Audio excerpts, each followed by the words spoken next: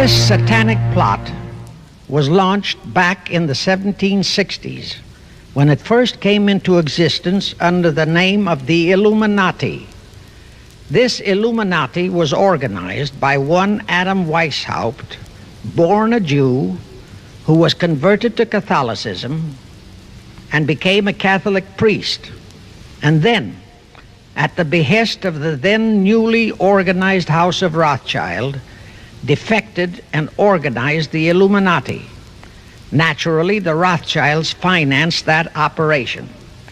And every war since then, beginning with the French Revolution, has been promoted by the Illuminati, operating under various names and guises.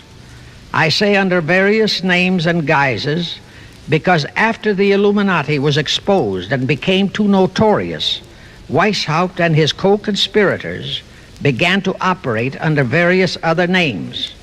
In the United States, immediately after World War I, they set up what they called the Council on Foreign Relations, commonly referred to as the CFR.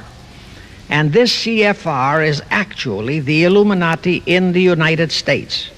And its hierarchy, the masterminds in control of the CFR, to a very great extent, are the descendants of the original Illuminati conspirators. But to conceal that fact, most of them changed their original family names to American-sounding names. For example, the true name of the Dillons, Clarence and Douglas Dillon, once Secretary of the U.S. Treasury Department, is Lepowski. I'll come back to all this later. There is a similar establishment of the Illuminati in England, operating under the name of the British Institute of International Affairs. There are similar secret Illuminati organizations in France, Germany, and other nations operating under different names.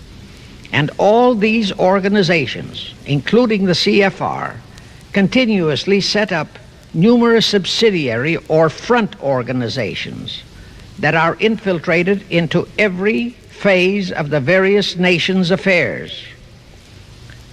But at all times, the operations of these organizations were and are masterminded and controlled by the internationalist bankers, who in turn were and are controlled by the Rothschilds.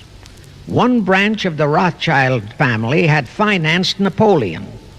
Another branch of the Rothschilds, both branches the real masterminds of the Illuminati, financed Britain, Germany, and the other nations in the Napoleonic Wars. Immediately after the Napoleonic Wars, the Illuminati assumed that all the nations were so destitute and so weary of wars that they'd be glad for any solution. So the Rothschild stooges set up what they called the Congress in Vienna, and at that meeting they tried to create the first League of Nations, their first attempted one world government, on the theory that all the crowned heads of the European governments were so deeply in debt to them that they would willingly or unwillingly serve as their stooges. But the Tsar of Russia caught the stench of the plot and completely torpedoed it. The enraged Nathan Rothschild, then the head of that dynasty, vowed that someday he or his descendants would destroy the Tsar and his entire family. And his descendants did accomplish that very threat in 1917. At this point, bear in mind that the Illuminati was not set up to operate on a short-range basis. Normally, a conspirator of any type enters into a conspiracy with the expectation of achieving his objective during his own lifetime. But that was not the case with the Illuminati. True, they hoped to accomplish their objective during their lifetime. But, paraphrasing The Show Must Go On, the Illuminati operates on the very long-range basis. Whether it will take scores of years or even centuries, they have dedicated their descendants to keep the plot boiling until they hope the conspiracy is achieved. Now let's go back to the birth of the Illuminati. Adam Weishaupt was a Jesuit-trained professor of canon law, teaching in Ingolstadt University when he defected from Christianity to embrace the Luciferian conspiracy. It was in 1770 that the professional moneylenders, the then recently organized House of Rothschild, retained him to revise and modernize the age-old protocols of Zionism, which from the outset was designed to give the synagogue of Satan, so named by Jesus Christ, ultimate world domination, so they could impose the Luciferian ideology upon what would remain of the human race after the final social cataclysm by use of satanic despotism. Weishaupt completed his task May 1st, 1776.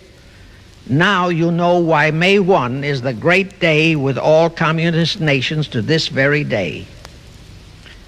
That was the day, May 1, 1776, that Weishaupt completed his plan and officially organized the Illuminati to put the plan into execution. That plan required the destruction of all existing governments and religions. That objective was to be reached by dividing the masses of people whom he, Weishaupt, termed Goyim, or human cattle, into opposing camps in ever-increasing numbers on political, social, economic, and other issues, the very conditions we have in our country today. The opposing sides were then to be armed and incidents provided which would cause them to fight and weaken themselves and gradually destroy national governments and religious institutions. Again, I say, the very conditions in the world today. Now, just why did the conspirators choose the word Illuminati for their satanic organization? Weishaupt himself said that the word is derived from Lucifer and means holders of the light, using the lie that his objective was to bring about a one-world government to enable those with mental ability to govern the world and prevent all wars in the future. In short, using the word peace on earth as his bait, exactly as that same bait, peace, was used by the 1945 conspirators to foist the United Nations on us. Weishaupt, financed, I repeat, by the Rothschilds, recruited some 2,000 paid followers. These included the most intelligent men in the fields of arts and letters, education, the sciences, finance, and industry. He then established lodges of the Grand Orient, Masonic lodges, to be their secret headquarters. And I again repeat that in all of this he was acting under orders from the House of Rothschild. The main features of the Weishaupt plan of operation required his Illuminati to do the following things to help them to accomplish their purpose. Number one, use monetary and sex bribery to obtain control of men already in high places in the various levels of all governments and other fields of endeavor.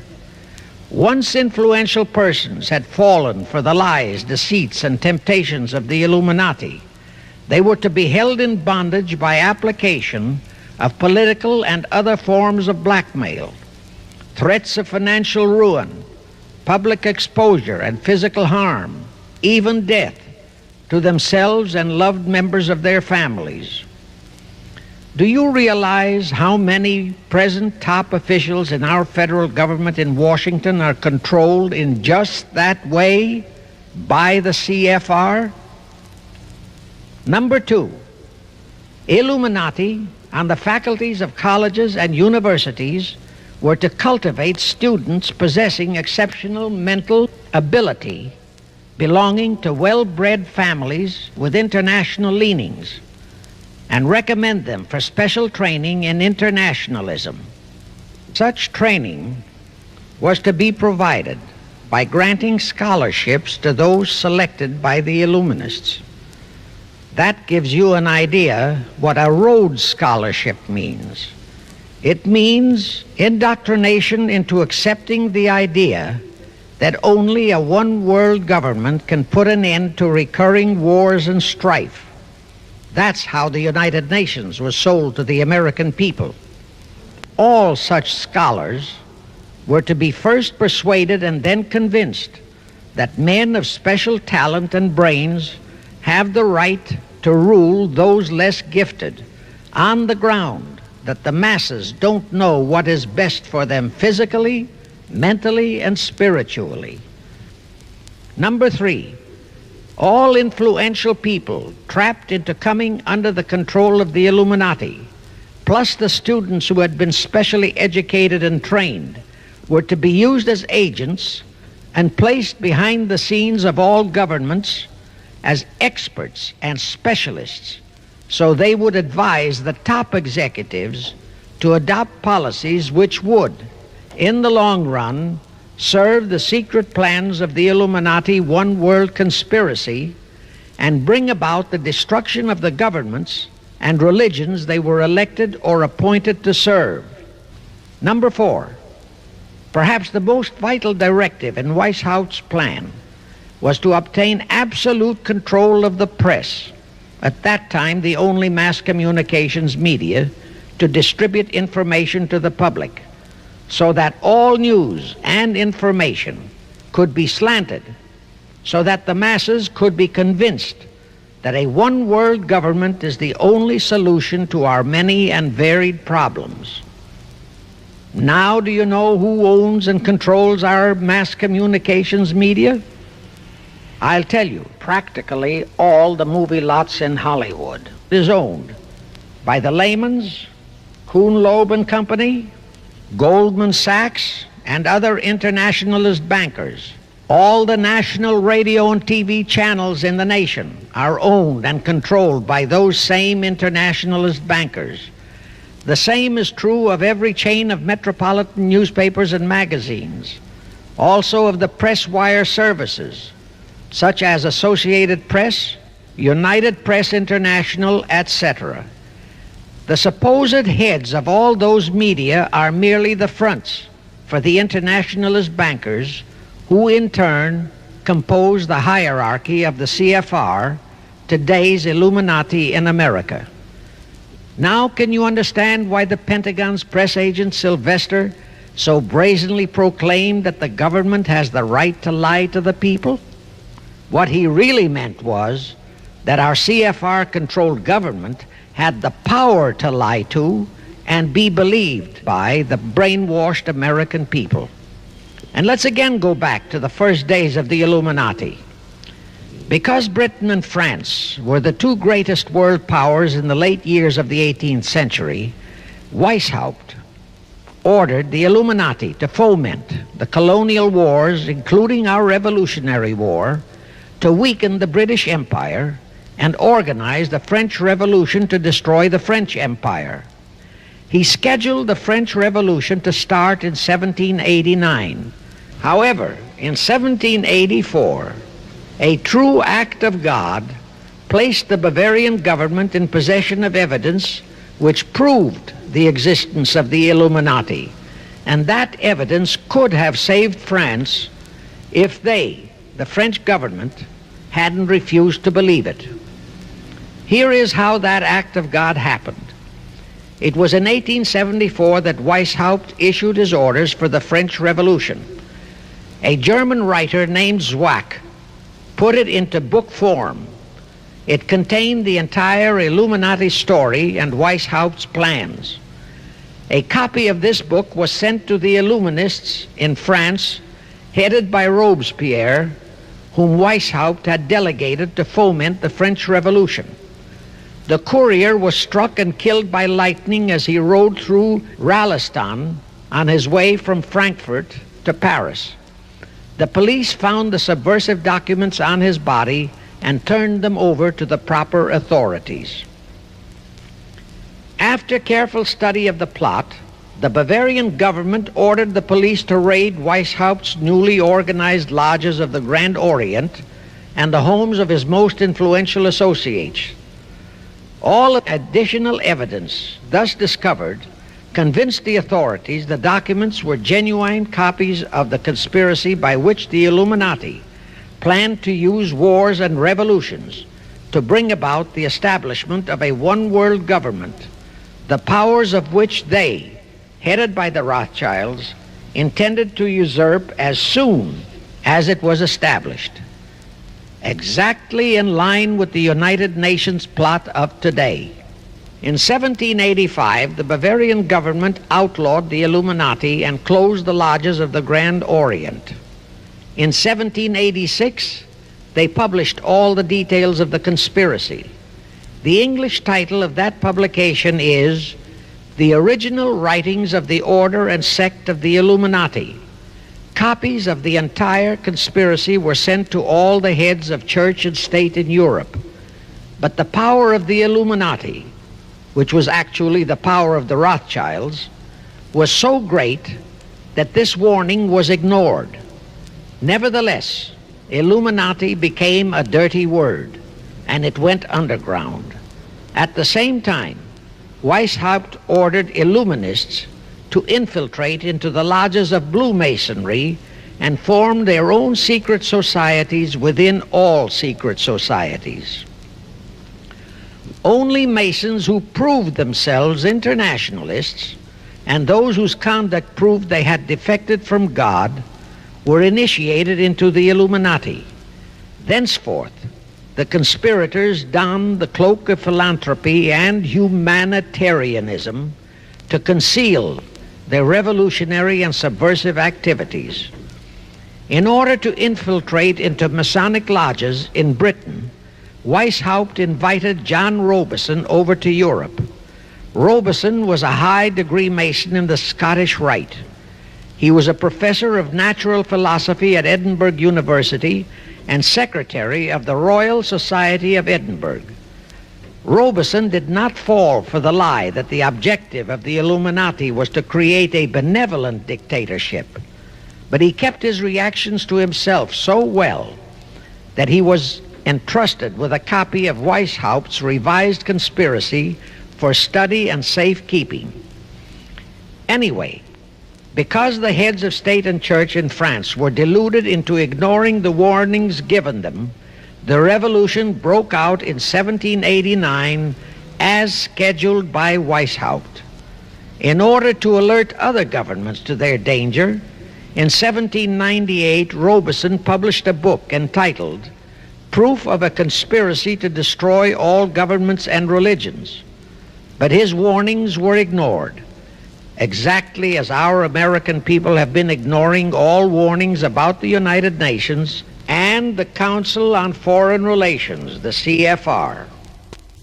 Now here is something that will stun and very likely outrage many who hear this, but there is documentary proof that our own Thomas Jefferson and Alexander Hamilton became students of Weishaupt's. Jefferson was one of Weishaupt's strongest defenders when he was outlawed by his government. And it was Jefferson who infiltrated the Illuminati into the then newly organized lodges of the Scottish Rite in New England. Here is the proof. In 1789, John Robison warned all Masonic leaders in America that the Illuminati had infiltrated into their lodges. And on July 19, 1789, David Papin, president of Harvard University, issued the same warning to the graduating class and lectured them on the influence Illuminism was acquiring on American politics and religion. And to top it off, John Quincy Adams, who had organized the New England Masonic lodges, issued his warnings. He wrote 3 letters to Colonel William L. Stone, a top Mason, in which he exposed how Jefferson was using Masonic lodges for subversive, Illuministic purposes. Those 3 letters are at this very time in Rittenberg Square Library in Philadelphia. In 1826, one Captain William Morgan decided it was his duty to inform all Masons and the general public what the full truth was regarding the Illuminati, their secret plans and intended objectives, also revealed the identities of the masterminds of the conspiracy. The Illuminati promptly tried Morgan in absentia and convicted him of treason. They ordered one Richard Howard, an English Illuminist, to carry out their sentence of execution as a traitor. Morgan was warned and he tried to escape to Canada, but Howard caught up with him near the border, near the Niagara Gorge to be exact, where he murdered him. This was verified in a sworn statement made in New York by one Avery Allen to the effect that he heard Howard render his report of the execution to a meeting of Knights Templars in St. John's Hall, New York. He also told how arrangements had been made to ship Howard back to England. That Allen affidavit is on record in New York City archives. Very few Masons and very few of the general public know that general disapproval over that incident of murder caused approximately half of all the Masons in the northern jurisdiction of the United States to secede. Copies of the minutes of the meeting held to discuss that matter are still in existence in safe hands, and that all that secrecy emphasizes the power of the masterminds of the Illuminati to prevent such terrible events of history from being taught in our schools. The Rothschilds decided that to keep the plot alive, they'd have to do it by heightening their control of the money systems of the European nations. Earlier, by a ruse, the outcome of the Battle of Waterloo had been falsified. Rothschild had spread a story that Napoleon had won that battle. That had precipitated a terrific panic on the stock market in England. All stocks had plummeted down to practically zero, and Nathan Rothschild bought all the stocks for virtually a penny on its dollar values. That gave him complete control of the economy of Britain and virtually of all Europe. So immediately after that Congress in Vienna had boomeranged, Rothschild forced Britain to set up a new Bank of England, which he absolutely controlled, exactly as later, through Jacob Schiff, he engineered our own Federal Reserve Act, which gave the House of Rothschild a secret control of the economy in the United States. Weishaupt died in 1830, but prior to his death he prepared a revised version of the age-old conspiracy, the Illuminati, which under various aliases was to organize, finance, direct, and control all international organizations and groups by working their agents into executive positions at the top. In the United States, we have Woodrow Wilson, Franklin Roosevelt, Jack Kennedy, Johnson, Rusk, McNamara, Fulbright, etc. as prime examples. In addition, while Karl Marx was writing the Communist Manifesto under the direction of one group of Illuminists, Professor Karl Ritter of Frankfurt University was writing the antithesis under direction of another group. The idea was that those who direct the overall conspiracy could use the differences in those two so-called ideologies to enable them to divide larger and larger members of the human race into opposing camps so that they could be armed and then brainwashed into fighting and destroying each other, and particularly to destroy all political and religious institutions. The work Ritter started was continued after his death and completed by the German so-called philosopher Friedrich Wilhelm Nietzsche, who founded Nietzscheism. This Nietzscheism was later developed into fascism and then into Nazism, and was used to foment World Wars I and II. In 1834, the Italian revolutionary leader Giuseppe Mazzini was selected by the Illuminati to direct their revolutionary program throughout the world. He served in that capacity until he died in 1872. But some years before he died, Mazzini had enticed an American general named Albert Pike into the Illuminati. Pike was fascinated by the idea of a one-world government, and ultimately he became the head of this Luciferian conspiracy. Between 1859 and 1871, he, Pike, worked out a military blueprint for 3 world wars and various revolutions throughout the world. Again, I remind that these conspirators were never concerned with immediate success. They always operated on a long-range view. Pike did most of his work in his home in Little Rock, Arkansas. But a few years later, when the Illuminati's lodges of the Grand Orient became suspect and repudiated because of Mazzini's revolutionary activities in Europe, Pike organized what he called the New and Reformed Palladian Rite. He set up 3 supreme councils, one in Charleston, South Carolina, one in Rome, Italy, and the 3rd in Berlin, Germany. He had Mazzini establish 23 subordinate councils in strategic locations throughout the world. These have been the secret headquarters of the world revolutionary movement ever since. Long before Marconi invented radio, the scientists in the Illuminati had found the means for Pike and the heads of his councils to communicate secretly. It was the discovery of that secret that enabled intelligence officers to understand how apparently unrelated incidents, one such as the assassination of an Austrian prince at Sarajevo, took place simultaneously throughout the world, which developed into a war or a revolution. Pike's plan was as simple as it has proved effective. It called for communism, Nazism, political Zionism, and other international movements be organized and used to foment 3 global world wars and at least 2 major revolutions. The First World War was to be fought so as to enable the Illuminati to destroy Tsarism in Russia, as vowed by Rothschild after the Tsar had torpedoed his scheme at the Congress in Vienna, and to transform Russia into a stronghold of atheistic communism. The differences stirred up by agents of the Illuminati between the British and German empires were to be used to foment this war.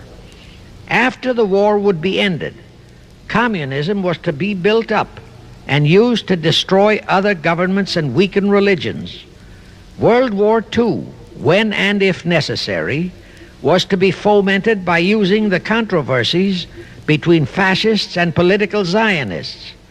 And here let it be noted that Hitler was financed by Krupp, the Warburgs, the Rothschilds, and other internationalist bankers, and that the slaughter of the supposed 600,000 Jews by Hitler didn't bother the Jewish internationalist bankers at all. That slaughter was necessary in order to create worldwide hatred of the German people and thus bring about the war against them. In short, this Second World War was to be fought to destroy Nazism and to increase the power of political Zionism so that the State of Israel could be established in Palestine. As we know now, Roosevelt, Churchill, and Stalin put that exact policy into effect, and Truman, Eisenhower, Kennedy, and Johnson continued that same exact policy. World War III is to be fomented by using the so-called controversies the agents of the Illuminati, operating under whatever new name, are now stirring up between the political Zionists and the leaders of the Muslim world. That war is to be directed in such a manner that all of Islam and political Zionism, Israel, will destroy each other, while at the same time the remaining nations, once more divided on this issue, will be forced to fight themselves into a state of complete exhaustion, physically, mentally, spiritually, and economically. Now, can any thinking person doubt that the intrigue now going on in the Near, Middle, and Far East is designed to accomplish that satanic objective? Pike himself foretold all this in a statement he made to Mazzini on August 15, 1871. Pike stated, "Those who will inspire to undisputed world domination will provoke the greatest social cataclysm the world has ever known." Quoting his own words, taken from the letter he wrote to Mazzini, and which letter is now catalogued in the British Museum in London, England, he said, "We shall unleash the nihilists and the atheists, and we shall provoke a great social cataclysm which in all its horror will show clearly to all nations the effect of absolute atheism, the origin of savagery and of most bloody turmoil. Then everywhere the people forced to defend themselves against the world minority of revolutionaries will exterminate those destroyers of civilization, and the multitudes disillusioned with Christianity, whose deistic spirits will be from that moment on without direction and leadership, and anxious for an ideal but without knowledge where to send its adoration, will receive the true light through the universal manifestation of the pure doctrine of Lucifer, brought finally out into public view, a manifestation which will result from a general reactionary movement which will follow the destruction of Christianity and atheism, both conquered and exterminated at the same time." When Mazzini died in 1872, Pike made another Italian revolutionary leader named Adrian Lemmi his successor. Lemmi, in turn, was succeeded by Lenin and Trotsky, then by Stalin. The revolutionary activities of all those men were financed by British, French, German, and American international bankers, all of them dominated by the House of Rothschild. We are supposed to believe that the international bankers of today, like the money changers of Christ's day, are only the tools or agents of the great conspiracy, but actually they are the masterminds behind all of it. While the general public has been brainwashed by all the mass communications media, the actual fact is that both British and American intelligence officers have authentic documentary evidence that international liberals operating through their international banking houses, particularly the House of Rothschild, have financed both sides in every war and revolution since 1776. Those who today comprise the conspiracy, the CFR in the United States, direct our governments, whom they hold in usury through such methods as the Federal Reserve System in America, to fight wars such as Vietnam, created by the United Nations, so as to further Pike's Illuminati plans to bring the world to that stage of the conspiracy. The headquarters of the great conspiracy in the late 1700s was in Frankfurt, Germany, where the House of Rothschild had been established by Mayer Anschelm, who adopted the Rothschild name and linked together other international financiers who had literally sold their souls to the devil. After the Bavarian government's exposure in 1786, the conspirators moved their headquarters to Switzerland, then to London. Since World War II, after Jacob Schiff, the Rothschild's boy in America, died, the headquarters of the American branch has been in the Harold Pratt Building, New York, and the Rockefellers, originally protégés of Schiff, have taken over the manipulation of finances in America for the Illuminati. In the final phases of the conspiracy, the one world government will consist of the king dictator, head of the United Nations, the CFR, and a few billionaires, economists, and scientists who have proved their devotion to the great conspiracy. All others are to be integrated into a vast conglomeration of mongrelized humanity, actually slaves. Now let me show you how our federal government and the American people have been sucked into the one world takeover plot of the Illuminati great conspiracy. And always bear in mind that the United Nations was created to become the housing for that one world so-called liberal conspiracy. The real foundations of the plot for the takeover of the United States were laid during the period of our Civil War. Not that Weishaupt and the earlier masterminds had ever overlooked the New World. As I have previously indicated, Weishaupt had his agents planted over here as far back as the Revolutionary War. But George Washington was more than a match for them.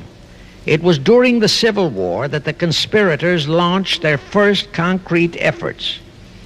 We know that Judah Benjamin, chief advisor of Jefferson Davis, was a Rothschild agent. We also know that there were Rothschild agents planted in Abraham Lincoln's cabinet who tried to sell him into a financial dealing with the House of Rothschild. But old Abe saw through the scheme and bluntly rejected it, thereby incurring the undying enmity of the Rothschilds, exactly as the Russian Tsar did when he torpedoed their first League of Nations at the Congress in Vienna.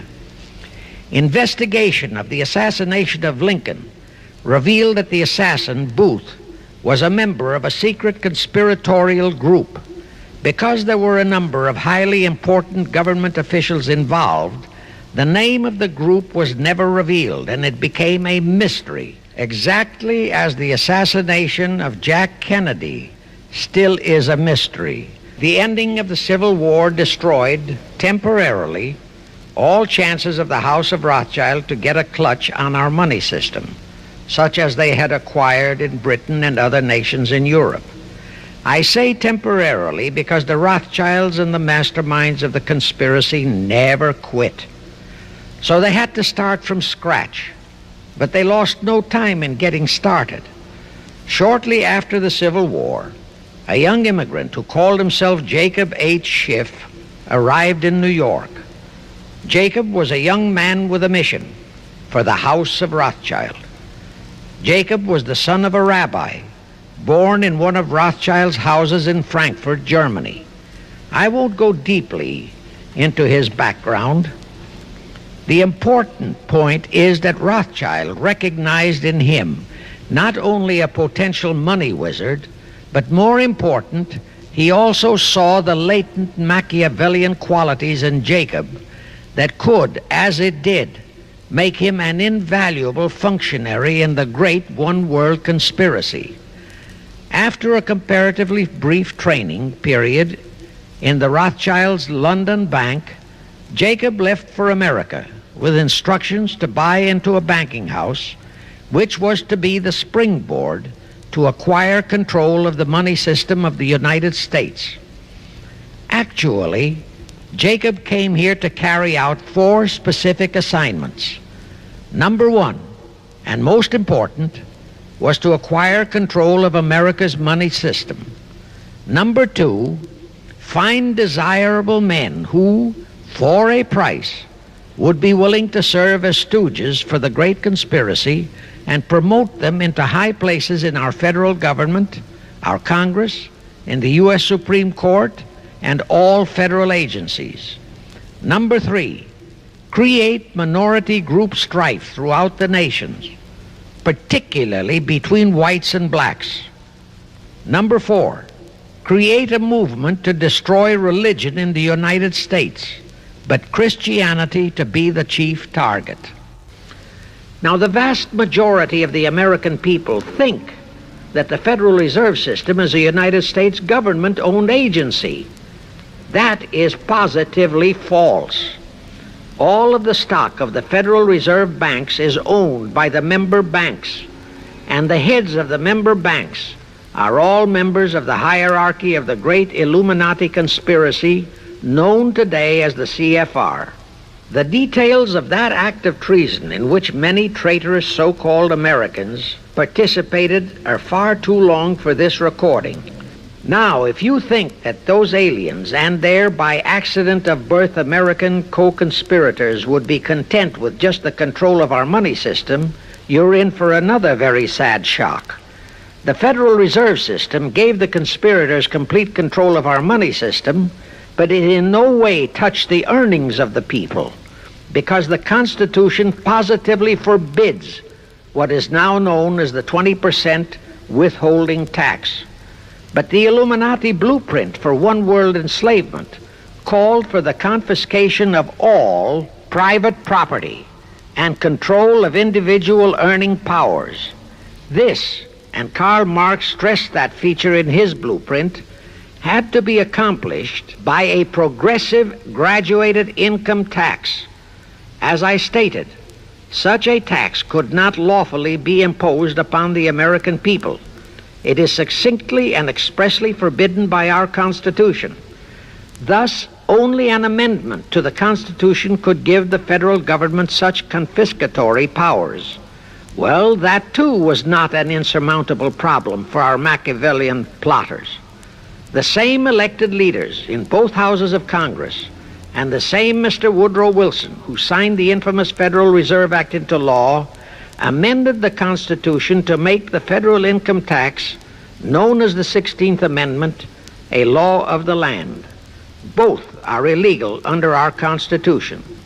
In short, the same traitors signed both betrayals, the Federal Reserve Act and the 16th Amendment, into law. However, it seems that nobody ever realized that the 16th Amendment was set up to rob, and I do mean rob, the people of their earnings via the income tax provision. The plotters didn't fully use that provision until World War II, when that great humanitarian, Franklin Roosevelt, applied a 20% withholding tax on all small wage earners and up to 90% on higher incomes. Oh, of course, he faithfully promised that it would be only for the duration of the war. But what was a promise to such a charlatan who in 1940, when he was running for his third term, kept proclaiming, "I say again and again and again that I will never send American boys to fight on foreign soil"? Remember? He was proclaiming that even as he was already preparing to plunge us into World War II by enticing the Japanese into that sneak attack on Pearl Harbor to furnish him with his excuse. And before I forget, let me remind you that another charlatan named Woodrow Wilson used exactly that same campaign slogan in 1916. His slogan was, "Re-elect the man who will keep your sons out of the war." Exactly the same formula, exactly the same promises. But wait, as Al Jolson used to say, you ain't heard nothing yet. That 16th Amendment income tax trap was intended to confiscate, rob, the earnings only of the common herd, you and me. It was not intended to even touch the huge incomes of the Illuminati gang, the Rockefellers, the Carnegies, the Lehmans, and all the other conspirators. So together with that 16th Amendment, they created what they called the tax-free foundations. That would enable the conspirators to transform their huge wealth into such so-called foundations and avoid payment of virtually all income taxes. The excuse for it was that the earnings of those tax-free foundations would be devoted to humanitarian philanthropy. So we now have the several Rockefeller foundations, the Carnegie Endowment Fund, the Ford Foundation, the Mellon Foundation, and hundreds of similar tax-free foundations.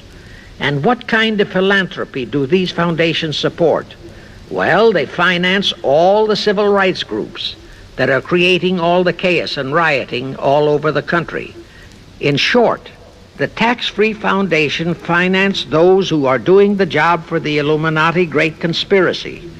Our CFR Illuminati-controlled federal government can grant tax-free status to all foundations and pro-red one-world outfits, such as the Fund for the Republic. But if you, or a patriotic pro-organization, is too outspokenly pro-American, they can terrify and intimidate you by finding a misplaced comma in your income tax report and by threatening you with penalties, fines, and even prison. Future historians will wonder how the American people could have been so naive and stupid as to have permitted such audaciously brazen acts of treason as the Federal Reserve Act and the 16th Amendment. Well, they were not naive and they were not stupid. The answer is they trusted the men they elected to safeguard our country and our people, and they just didn't have even an inkling about either betrayal until after each one had been accomplished. It was the Illuminati-controlled mass communications media that kept and is keeping our people naive and stupid and unaware of the treason being committed. Now the great question is, when will the people wake up and do to our traitors of today what George Washington and our founding fathers would have done to Benedict Arnold? Actually, Benedict Arnold was a petty traitor compared to our present traitors in Washington. Now let's go back to the events that followed the rape of our Constitution by the passage of the Federal Reserve Act of the 16th Amendment. With Wilson completely under their control, the masterminds of the great conspiracy put in motion their next and what they hoped would be their final steps to achieve their one-world government. The first of those steps was to be World War I. Why war? Simple. The only excuse for a one-world government is that it will supposedly ensure peace. The only thing that can make people cry for peace is war. War brings chaos, destruction, exhaustion, to winner as well as to loser. It brings economic ruin to both. Most important, it destroys the flower of the young manhood of both. To the saddened and heartbroken oldsters, the mothers and fathers, who are left with nothing but memories of their beloved sons, peace becomes worth any price. And that is the emotion upon which the conspirators depend for the success of their satanic plot. Throughout the 19th century, from 1814 to 1914, the world as a whole was at peace. Such wars as the Franco-Prussian, our own Civil War, the Russo-Japanese War, were what might be termed local disturbances that did not affect the rest of the world. All the great nations were prosperous, the peoples staunchly nationalistic and fiercely proud of their sovereignties. It was utterly unthinkable that the French and the German peoples would be willing to live under a one-world government, or the Turks and the Russians, or the Chinese and the Japanese. Even more unthinkable that a Kaiser Wilhelm or a Franz Joseph or a Tsar Nicholas or any monarch would willingly and meekly surrender his throne to a one-world government.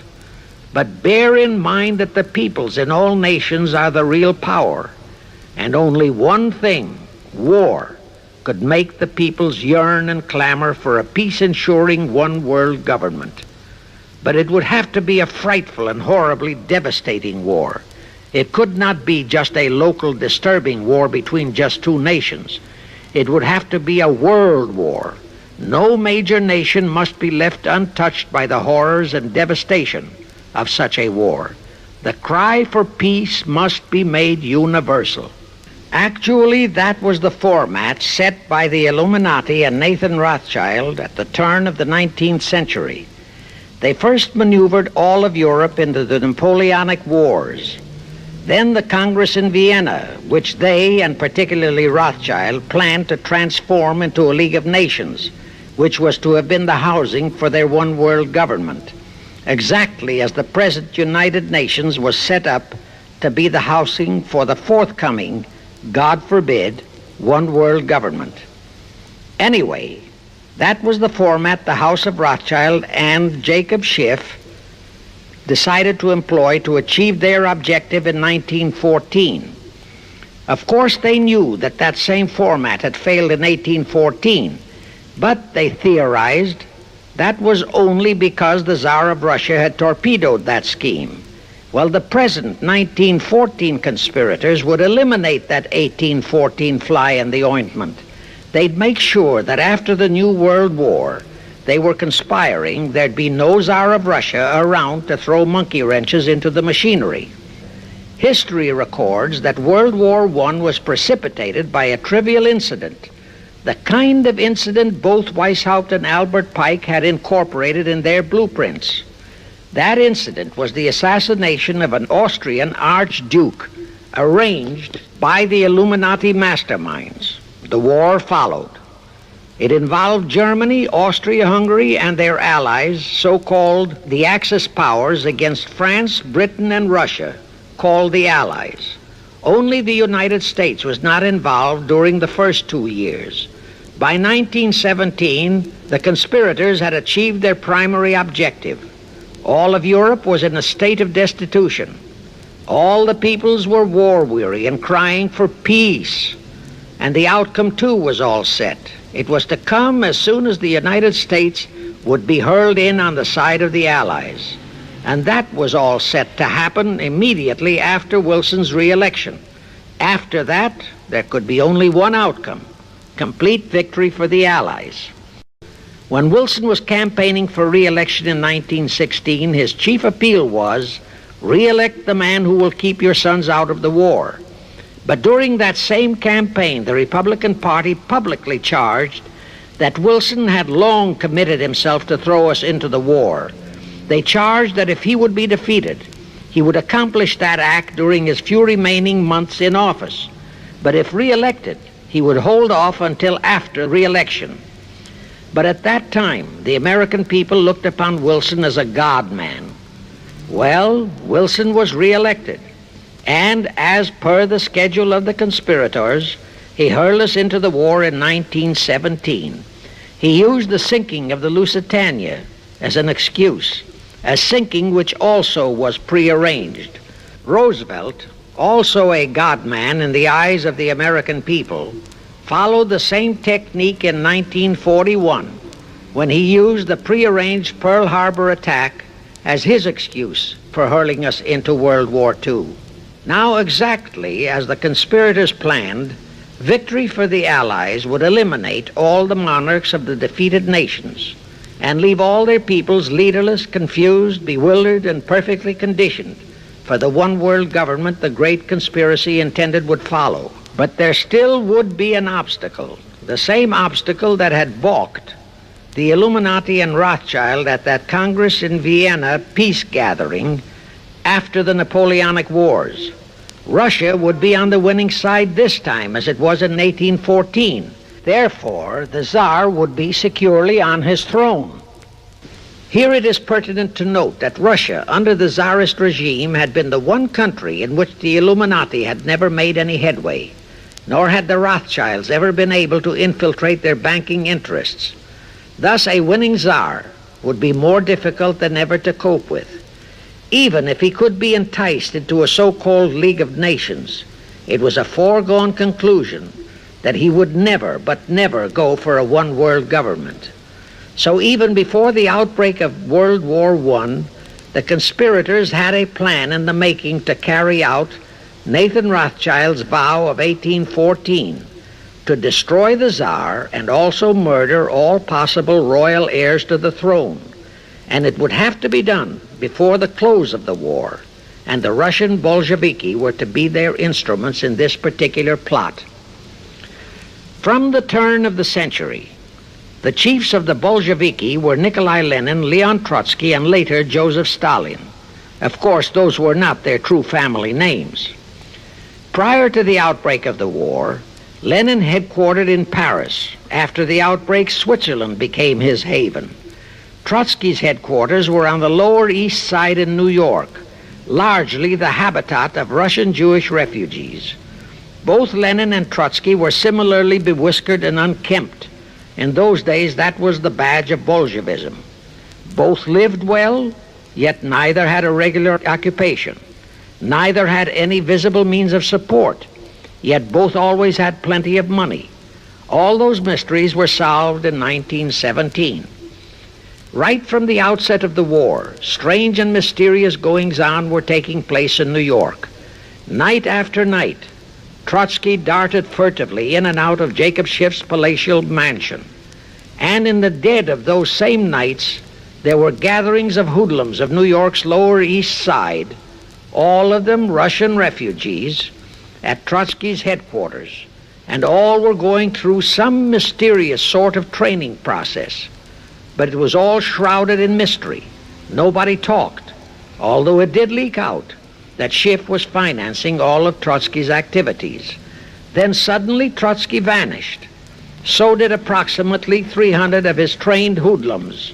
Actually, they were on the high seas in a Schiff-chartered ship bound for a rendezvous with Lenin and his gang in Switzerland. And on that ship was $20 million in gold. The $20 million Schiff provided to finance the Bolsheviki takeover of Russia. In anticipation of Trotsky's arrival, Lenin prepared to throw a party in his Switzerland hideaway. Men of the very highest places in the world were to be guests at that party. Among them were the mysterious Colonel Edward Mandell House, Woodrow Wilson's mentor and palsy-walsy, and more important, Schiff's special and confidential messenger. Another of the expectant guests was Warburg of the Warburg banking clan in Germany, who were financing the Kaiser, and whom the Kaiser had rewarded by making him chief of the secret police of Germany. In addition, there were the Rothschilds of London and Paris, also Litvinov, Kaganovich, Stalin, who was then head of a train and bank-robbing gang of bandits. He was known as the Jesse James of the Urals.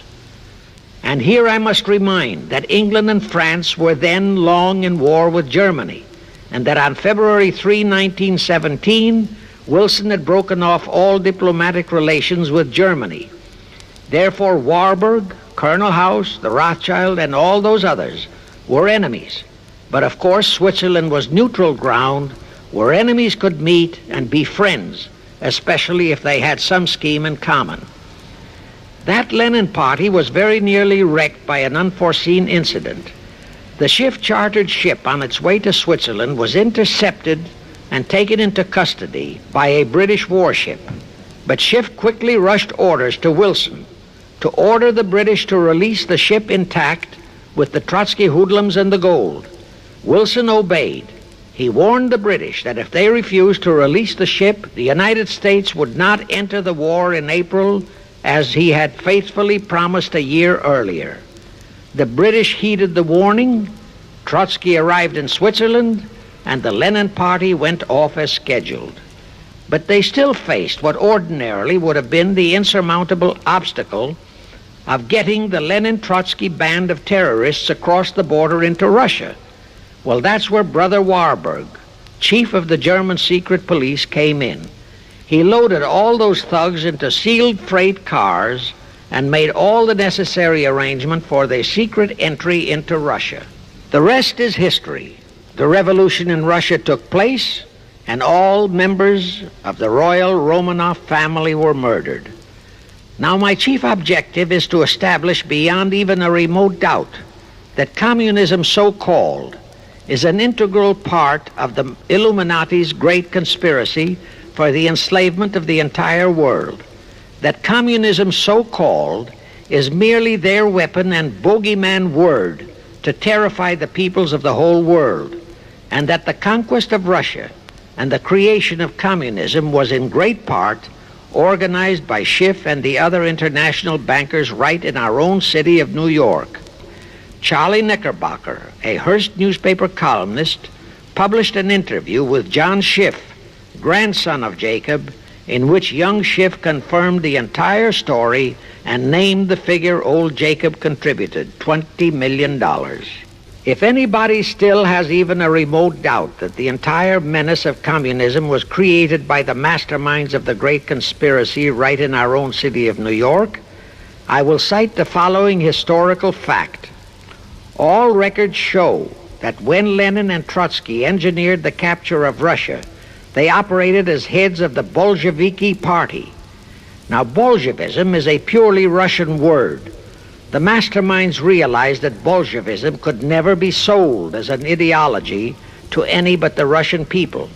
So in April 1918, Jacob Schiff dispatched Colonel House to Moscow with orders to Lenin, Trotsky, and Stalin to change the name of their regime to the Communist Party and to adopt the Karl Marx Manifesto as the constitution of the Communist Party.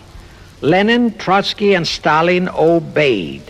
And that year of 1918 was when the Communist Party and the menace of communism came into being. All this is confirmed in Webster's Collegiate Dictionary, 5th edition. In short, communism was created by the capitalists.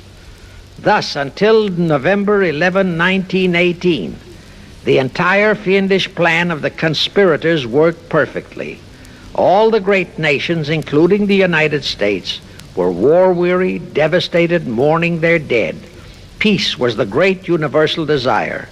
Thus, when it was proposed by Wilson to set up a League of Nations to ensure peace, all the great nations, with no Russian Tsar to stand in their way, jumped on that bandwagon without even stopping to read the fine print in that insurance policy. That is all but one, the United States, the very one that Schiff and his co-conspirators least expected would balk. And that was their one fatal mistake in that early plot.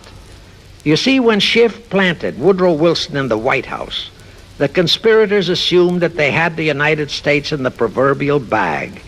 Wilson had been perfectly built up as a great humanitarian. He supposedly became established as a God-man with the American people. There was every reason for the conspirators to have believed that he would easily hornswoggle Congress into buying the League of Nations sight unseen, exactly as the Congress of 1945 bought the United Nations sight unseen. But there was one man in the Senate in 1918 who saw through that scheme just as the Russian Tsar did in 1814. He was a man of great political stature, almost as great as that of Teddy Roosevelt, and fully as astute. He was highly respected and trusted by all members of both houses of Congress and by the American people. The name of that great and patriotic American was Henry Cabot Lodge, not the phony of today who called himself Henry Cabot Lodge Jr. until he was exposed. Lodge completely unmasked Wilson and kept the United States out of the League of Nations. Here it becomes of great interest to know the real reason for the Wilson League of Nations flop. As I previously stated, Schiff was sent to the United States to carry out 4 specific assignments. Number 1 and most important was to acquire complete control of the U.S. money system. Number 2, as outlined in the original Weishaupt Illuminati blueprint, he was to find the right kind of men to serve as stooges for the great conspiracy and promote them into the highest offices in our federal government, our Congress, our U.S. Supreme Court, and all federal agencies, such as the State Department, the Pentagon, the Treasury Department, etc. Number 3, destroy the unity of the American people by creating minority group strife throughout the nation, especially between the whites and blacks as outlined in Israel Cohen's book. Number 4, create a movement to destroy religion in the United States, with Christianity to be the chief target or victim. In addition, he was strongly reminded of the imperative directive in the Illuminati blueprint to achieve full control of all mass communications media, to be used to brainwash the people into believing and accepting all of the maneuverings of the great conspiracy. Schiff was warned that only control of the press, at that time our only mass communications media, would enable him to destroy the unity of the American people.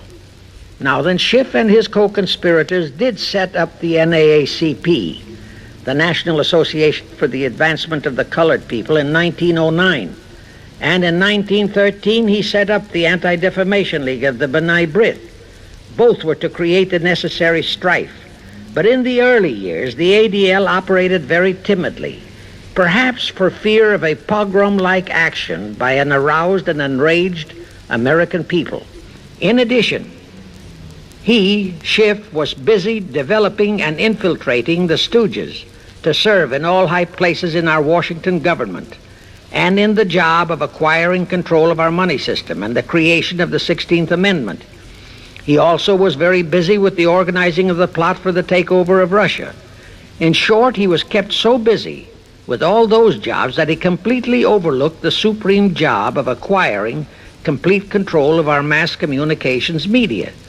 That oversight was the direct cause for Wilson's failure to lure the United States into the League of Nations, because when Wilson decided to go to the people to overcome the opposition of the large-controlled Senate, despite his established but phony reputation as a great humanitarian, he found himself faced by a solidly united people and by a loyal press whose only ideology was Americanism and the American way of life. At that time, due to the ineptness and ineffectiveness of both the ADL and the NAACP, there were no organized minority groups, no Negro problems, no so-called anti-Semitic problem to sway the people's thinking. There were no lefts, there were no rights, no prejudices for crafty exploitations. Thus, Wilson's League of Nations appeals fell on deaf ears. The control of the press was assigned to Rockefeller. Thus, Henry Luce, who recently died, was financed to set up a number of national magazines, among them Life, Time, Fortune, and others, which publish USSR in America. The Rockefellers also directly or indirectly financed the Cowles Brothers Look magazine and a chain of newspapers. They also financed a man named Sam Newhouse to buy up and build a chain of newspapers all over the country. And the late Eugene Meyer, one of the founders of CFR, bought the Washington Post, Newsweek, the weekly magazine, and other publications. At the same time, CFR began to develop and nurture a new breed of scurrilous columnists and editorial writers, such as Walter Lippmann, Drew Pearson, the Alsops, Herbert Matthews, Irwin Canham, and others of that ilk, who called themselves liberals, who proclaimed that Americanism is isolationism, that isolationism is warmongerism, that anti-communism is anti-Semitism and racism. All that took time, of course, but today our entire press, except for some local small-town papers and weeklies published by patriotic organizations, is completely controlled by CFR stooges, and thus they finally succeeded in breaking us up into a nation of quarreling, wrangling, squabbling, hating factions. Now, if you still wonder about the slanted news and outright lies you read in your paper, you have the answer. To the Lehmans, Goldman Sachs, Kuhn Loeb, and the Warburgs, the CFR assigned the job of getting control of the motion picture industry, Hollywood, radio and television, and believe you me, they succeeded. If you still wonder about the strange propaganda broadcasts by the Ed Murrows, Chet Huntley, Howard K. Smith, Eric Severide, Drew Pearson, and others of that ilk, you have the answer. If you wonder about all the smut, sex, pornography, and mixed marriage films you see in your movie theater and on your TV set, all of which is demoralizing our youth, you have the answer. It tells in detail how the press, the movies, TV, and radio have been, and still are, used to brainwash the people, to demoralize our youth, and they have been and still are encouraging and creating sympathy for the rioting civil rights lawlessness. To the vast majority of the American people, our foreign policy for many years has been a complete enigma. Most of us simply can't understand why this great nation is seemingly floundering so helplessly in the art of diplomacy. We can't understand why our leaders are seemingly so confused and bewildered in all their dealings. Now I have one more vital message to deliver. As I told you, one of the 4 specific assignments Rothschild gave Jacob Schiff was to create a movement to destroy religion in the United States, with Christianity to be the chief target. For a very obvious reason, the Anti-Defamation League wouldn't dare to attempt it, because such an attempt could create the most terrible bloodbath in the history of the world. not only for the ADL and the conspirators, but for the millions of innocent Jews. Schiff turned that job over to Rockefeller for another specific reason. The destruction of Christianity could be accomplished only by those who are entrusted to preserve it, by the pastors, the men of the cloth. As a starter, John D. Rockefeller picked up a young so-called Christian minister by the name of Dr. Harry F. Ward, Reverend Ward, if you please. At that time, he was teaching religion at the Union Theological Seminary. Rockefeller found a very willing Judas in this reverend. Thereupon, in 1907, he financed him to set up the Methodist Foundation of Social Service. And Ward's job was to teach bright young men to become so-called ministers of Christ and to place them as pastors of churches. While teaching them to become ministers, the Reverend Ward also taught them how to very subtly and craftily preach to their congregations that the entire story of Christ is a myth, to cast doubts on the divinity of Christ, to cast doubts about the Virgin Mary. In short, to cast doubts on Christianity as a whole. It was not to be a direct attack, but much of it by crafty insinuation that was to be applied in particular to the youth in the Sunday schools. Remember Lenin's statement, "Give me just one generation of youth and I'll transform the whole world." Then, in 1908, the Methodist Foundation of Social Service, which incidentally was America's first Communist Front organization, changed its name to the Federal Council of Churches. By 1950, the Federal Council of Churches was becoming very suspect. So in 1950, they changed the name to the National Council of Churches. Do I have to tell you more about how this National Council of Churches is deliberately destroying faith in Christianity? I don't think so. But this I will tell you. If you are a member of any congregation whose pastor and church are members of this Judas organization, your contributions are helping the Illuminati's plot to destroy religion and your faith in God and Jesus Christ. Thus you are deliberately delivering your children to be indoctrinated with disbelief in God and church, and which can easily transform them into atheists.